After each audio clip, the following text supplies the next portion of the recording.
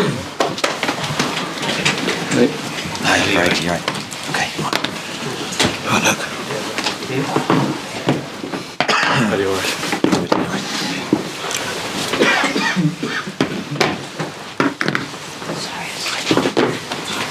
You never almost start with Sky? Eddie, congratulations. If someone had offered you 1-0 before the game, would you have taken it? Well, I think we were looking to win the game tonight, Mark. That was our approach. Tried to be very positive. We did win the game. It was very tight. I don't think we were at our best today, but I thought we did enough to deserve to win. But there was a lot of talking points. Obviously, VAR involved.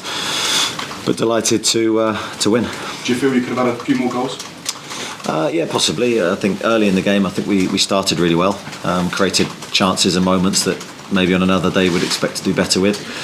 It didn't come, and I think we needed to show patience and to keep our control. I thought we did that. We got rewarded in the end, but you know the game's very evenly balanced. The tie is obviously we're halfway through, and a long way to go.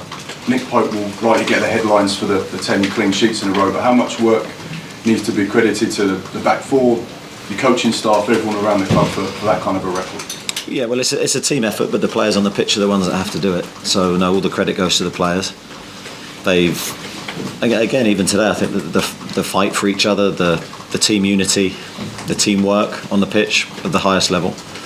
Nick made some big saves today, and I think especially the first one from Adams, I thought was a big moment in the match. At a time when we just lost a little bit of control of the game, and he stood up tall for us as he has done all season.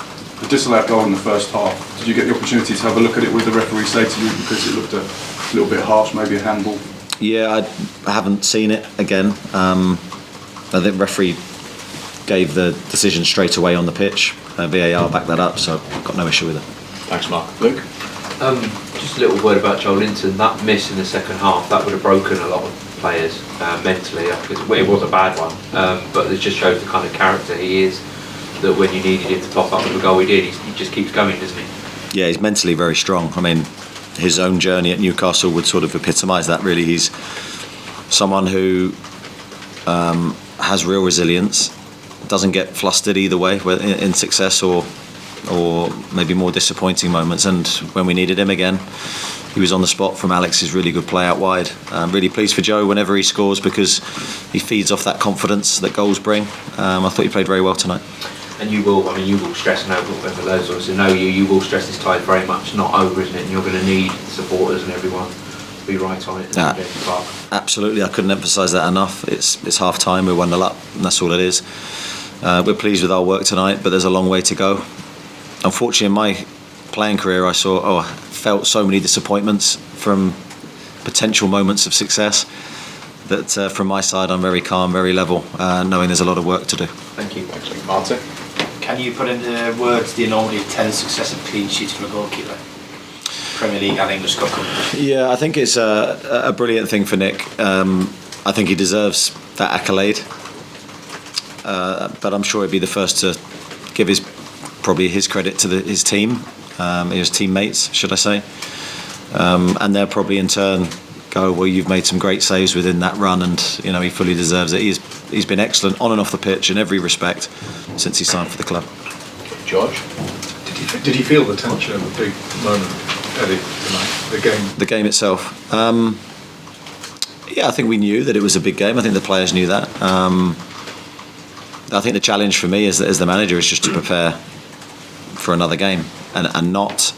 Obviously, there are things we talk about and discuss with the players about the tie, but the process behind our performance has to be very consistent, and I think the players would want that as well. They'd want that consistency in our approach, and I think that benefited us today. But then we go on to next week, and we know that the challenges we face are probably in part mental. We'll have the crowd support behind us. That could be hugely important, but we need to use it in the right way. Mike? Eddie, is Nick Pope England's best goalkeeper now? That's not for me to say. Certainly, I can't speak highly enough of him, and I can't praise him enough, and I can't rate him highly enough. I get to see him work every day. I get to see some of the saves he makes in training, and he's been doing that consistently. So brilliant shot stopper, and I think he's in a very good place currently. Eddie, you were just saying there about how much Nick deserves the accolade 10 clean sheets in a row. Is that because of the work you see? What makes you, can you just expand on that? What you're seeing from him that makes you say he deserves such an achievement? Yeah, I think when you see him every day and you see the professionalism of him first, the way he approaches his training, he wants to train, he wants to make saves. He has been hugely respectful of the team of goalkeepers that he works with. Everyone pushes them, each other, to greater performances. So I think he'd acknowledge that as well. You know, the team of goalkeepers around him, Martin, Carl, Mark, a really good team, and they've all, I think, benefited from each other's presence. So yeah, I think when you see that away from the cameras, you see that dedication to his craft, you know that he deserves this moment. Miles? You've got the advantage of a weekend, a free weekend. Obviously Southampton Day. What does this next week look like for you? Is it more recovery or? Well, it'd be nice to have a free week, as in no game, because we can actually train. We haven't trained for a period of time. We've had a lot of games, so yeah, a lot of recovery within that period. So with this week, we'll get a chance to get back on the grass and work on a few things that we need to improve. So I'll be pleased to do that. Initially, some recovery. I think we're staying in Southampton tonight and then fly back tomorrow.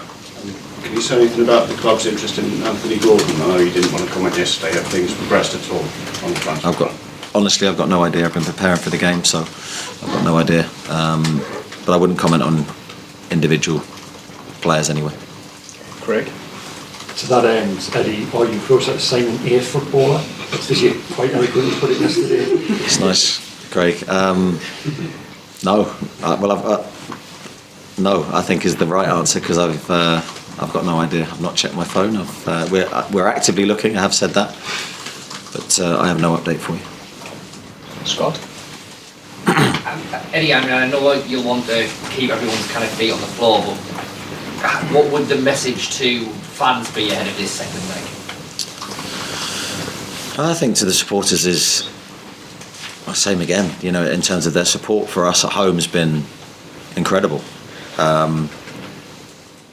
So yeah, it'd be the same again. I don't think they have to do anything different to what they've done, and even tonight, the away support we had was a great thing to see. Even just a few supporters still left in the stand at the end when I went out about 5-10 minutes ago. They're still there singing, and the support and passion for Newcastle is unrivaled, and it will be great to experience the atmosphere for the next game. But we need to make sure we use it, as I said earlier, in the right way and channel it properly. Kieran? On that, does the reception the fans gave you at full time, you know, they're singing about Wembley, what have you, does that give you a glimpse of just what it could be like? Does your mind think like that? Yeah? No, not really. My mind's already on next week, and you know the challenges that we face going into the game and how we can get the players in the best frame of mind to play and play well. So no, I haven't any thought of anything else away from the game can wait. I think it's about the next game and making sure we play well. The way you handled the first leg to get the job done, I'm sure there is watching on from afar who would love to be part of that. I mean, do you think it was a good sell of how you ultimately handled that first leg and didn't give up and kept going? Well, I think the players delivered a mature performance tonight. There's a lot of players, as I said on the press conference on Friday, that have got good experience, have been in this position before, maybe not in the Carabao Cup, but in different competitions. But they use those experiences really well. I'd like to think we'd be better for the game. But today also you saw Southampton's qualities, and you saw that it was a very tight game. Very little between the two teams, so we know that nothing's given, and we know Southampton will be a real tough opponent. Martin again? You want an impact from your substitutes, Eddie, when you bring them on, and you got that from both Alexander, Zach and Alan St-Max. Yeah, I thought all the substitutes tonight, even Jacob coming on, he didn't have as long as the other two, but did really well. I mean, Alex's contribution for the goal was exceptional, and he could have scored right at the end. Really, really pleased with him. And Maxi, I was excellent tonight. His decision making of when to dribble and when to pass was at the highest level. And I think we're seeing Maxi hopefully return to his best form. And do you have to stop yourself thinking of the final? No, I'm not thinking of the final. I'm thinking of the semi-final. So we've got a huge game to play, and as I said, we respect Southampton and you know the threats that they have in their team. and we need to make sure that we're at our best. Eddie, you know the disappointments you mentioned earlier on that you say were sort of on the brink of success but ended up in disappointment. Sorry to make you go back to some of those memories, but what are some of those that really come to mind at a point like this? Is my playing career really that nondescript that no one will have a clue? No, missing out on. I think when I was just broke into the first team, missed out on the playoffs the last day, and I think we made a habit of doing that. I think I did it 2 or 3 times. I can't remember. We missed out on the playoffs in the last day of the season, and so for me, I think they're really good experiences to look back on because you can be close and you can just miss out. So I don't want my players to experience that. I don't want the club to experience that. So do everything in my power to make sure we're ready for next week. Mike? And can I just check, I'm not suggesting it should have been a red card, but was there even a smidgen of doubt in your mind about Popey's challenge just before the break on Gineppo? Because some people have been sent off in the past, haven't they? Yeah, I think Nick got the ball, he headed the ball clear, and naturally there was a coming together with 2 players chasing the same ball. Certainly hope the player is fine and well and okay. Certainly looked a little bit shaky when he came off, so fingers crossed there's no long-term damage. Okay, Mark, want to finish?